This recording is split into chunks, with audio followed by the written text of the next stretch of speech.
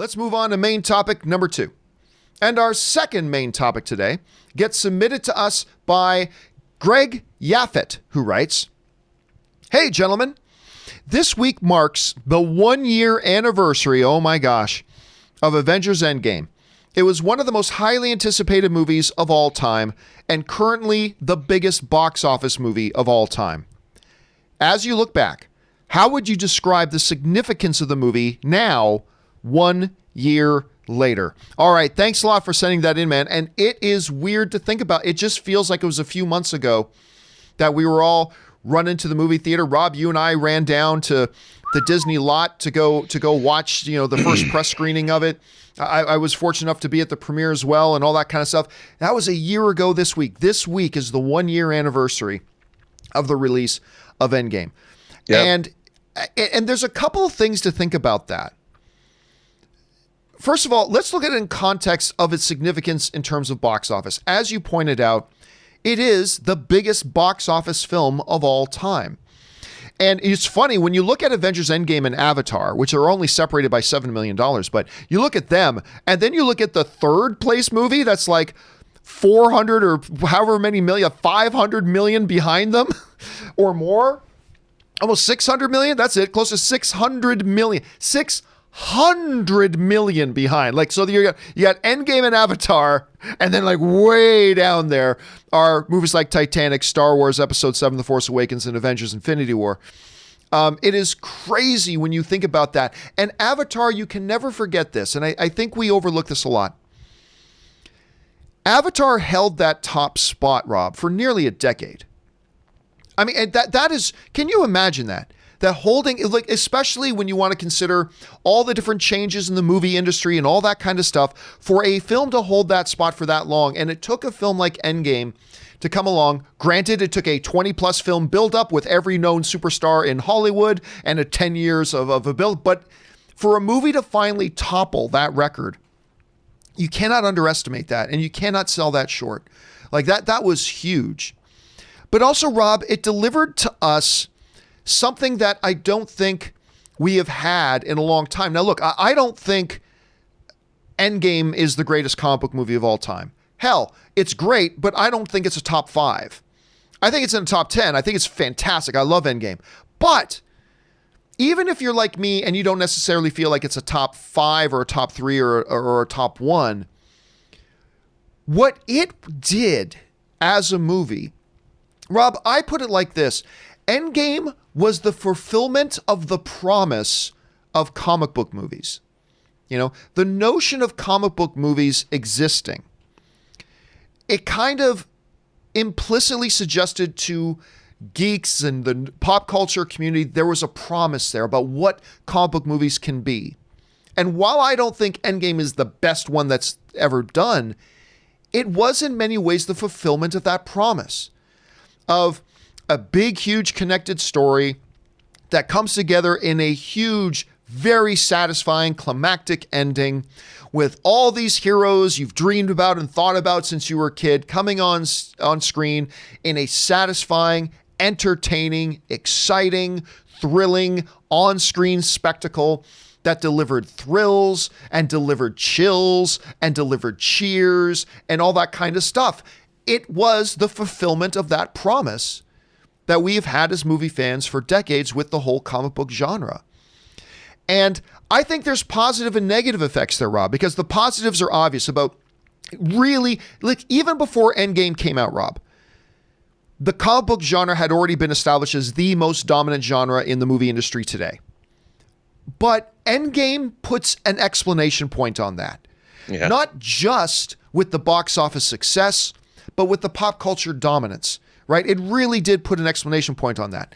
The downside, though, of Endgame, and Rob, you and I have talked about this a couple of times, has been every other movie to now come out or that is coming out after Endgame.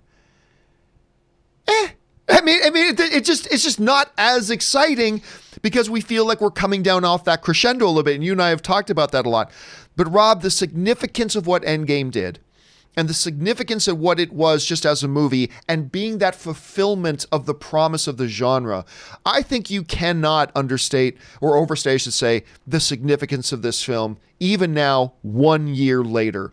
And we talk about it just as much excitement. And by the way, just a little side note, guys, since it is the 1 year anniversary, later this week, either on Thursday or Friday, I'll let you know exactly when, we are going to do a watch party of Avengers Endgame. We did a watch party of Infinity War. That was a lot of fun. We're going to do a watch party of Endgame later this week, so keep your guys' eyes open for that.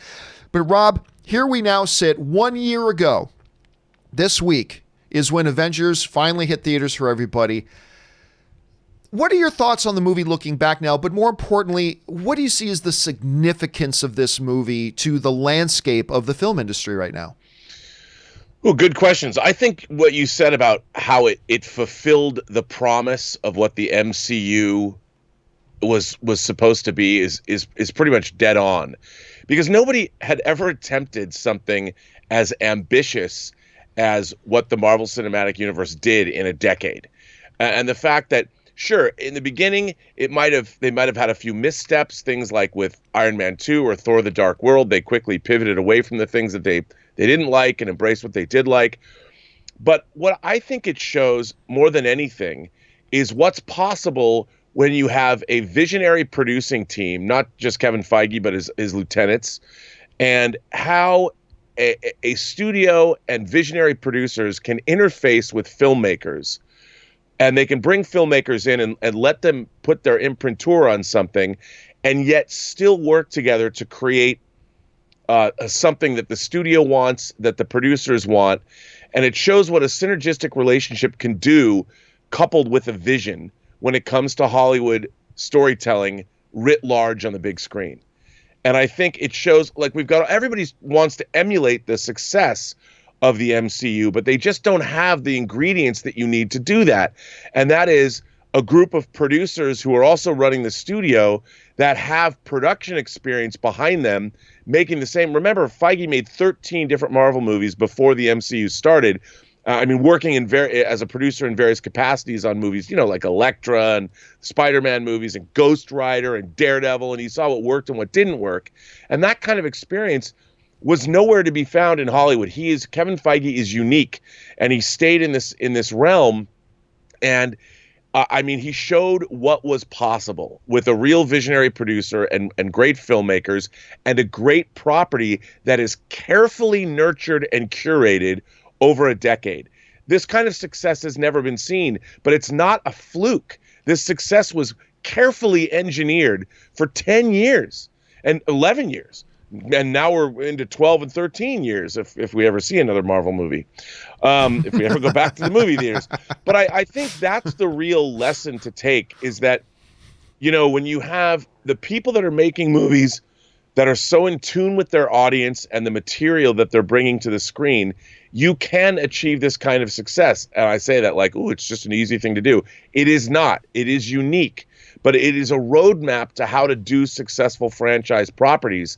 And there's nobody else who's been following it. I don't know if there's anybody else who could follow it. But what I think is important is it shows the power of movies and storytelling when you have the right people involved. And moving forward, if you want to look, we all banks look at how should I give a bank loan to somebody?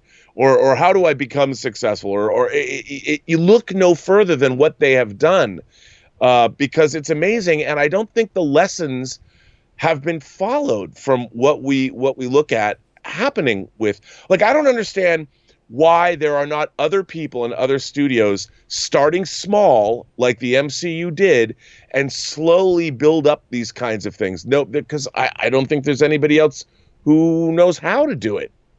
I don't know. I think, and for Endgame itself, I rewatched the first half of it, and Endgame, the storytelling is so big and goofy and sci-fi fantasy and time travel and Thanos, and it's crazy.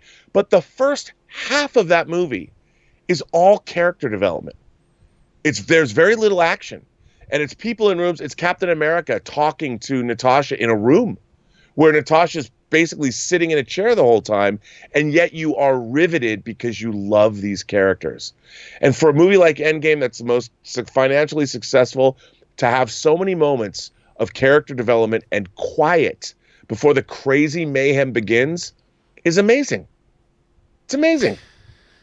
Yeah, and here we are 1 year later, still talking about it like it just came out a few weeks ago. We will probably be talking about for some time to come, and we're all very curious to see where the MCU goes post the Endgame world. Guys, question here is for you. What do you see as the significance of Endgame now 1 year later? And can you actually believe it's actually been a year since that movie came out? Jump down to the comments section below and let us know your thoughts. All right, guys.